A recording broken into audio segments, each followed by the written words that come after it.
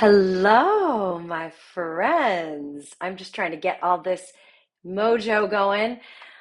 Hi, we haven't done a live in so long, and I gotta tell you, I'm very compelled by the idea of coming on here and communicating with you live versus edited, like packaged stuff.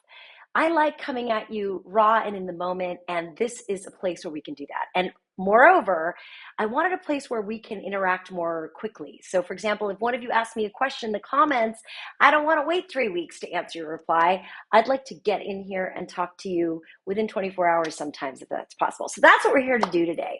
And there's really one theme I want to talk about today. So many of the conversations I get with people in the comments on my videos have to do with how do I get more resilient?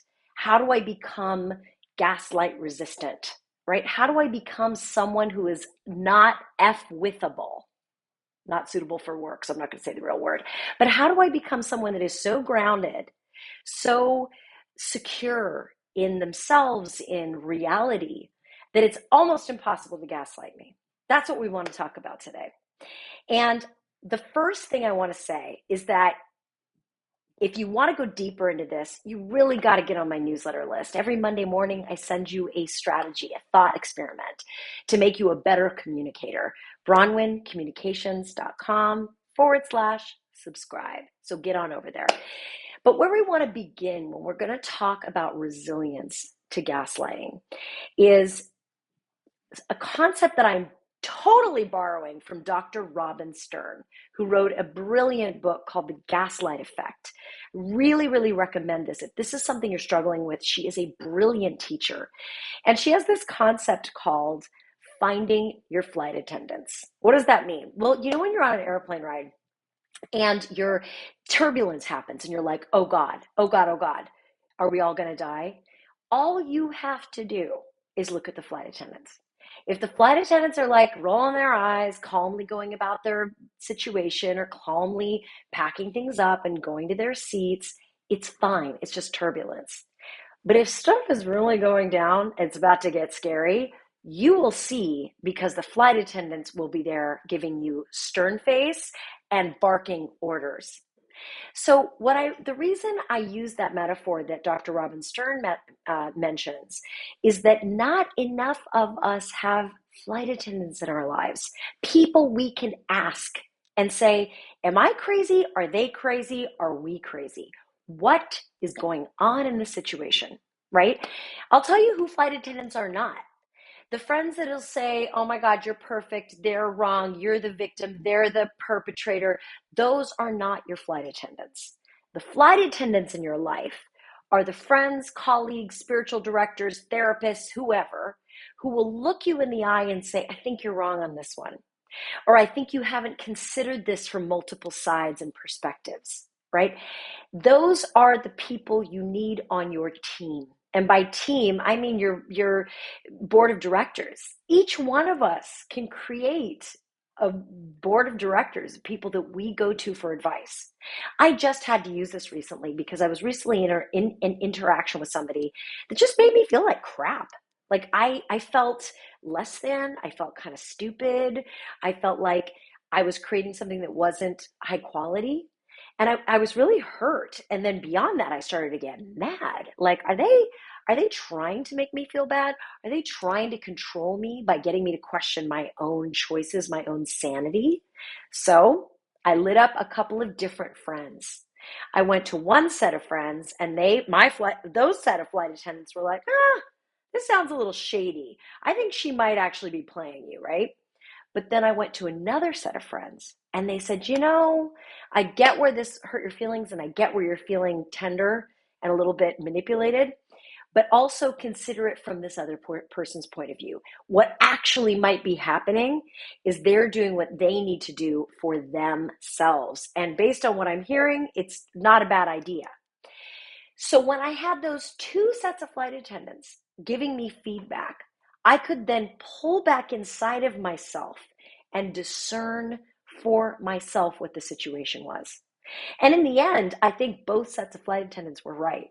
I think there was a slightly manipulative dynamic going on, but I also think it wasn't personal. I also think it was humans doing the best humaning together.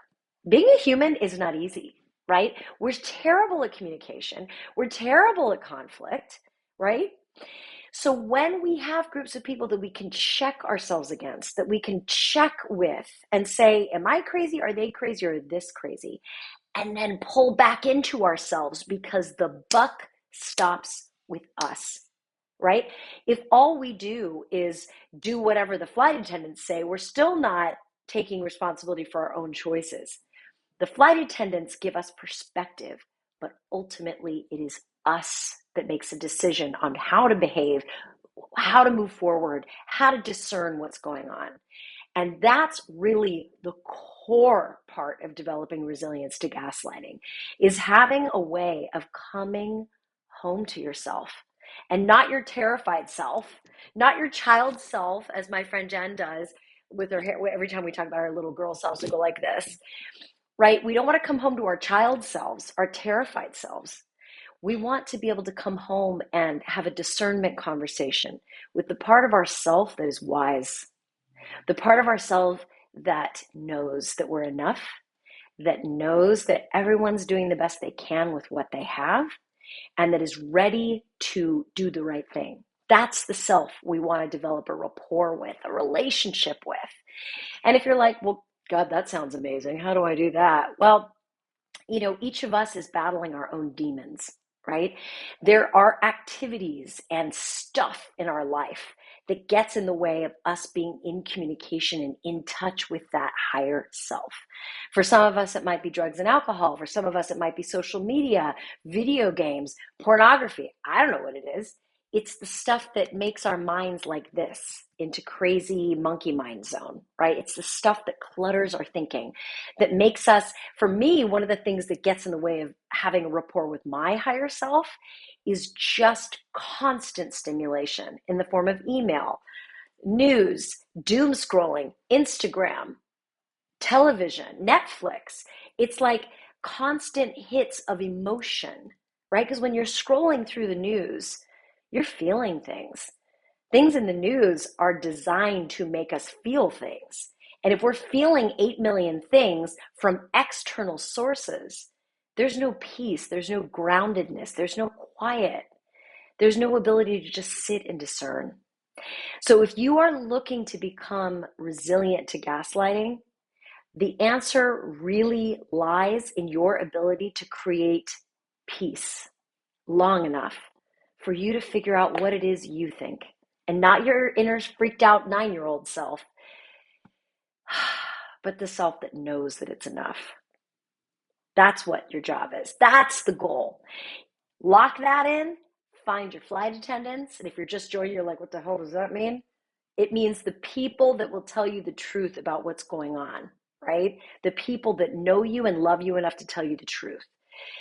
Those two practices will transform your relationships. They will transform the way you show up at work. They will transform the way you show up to crises. And that's really where gaslighters get us, is in crises. When we have a moment of panic, when things go sideways, when mistakes get made, that's when gaslighters have got us in the corner. But if we know how to check in with ourselves, if we know how to reach out to people we trust to get their valued perspective, if we know how to do that, we become unmesswithable.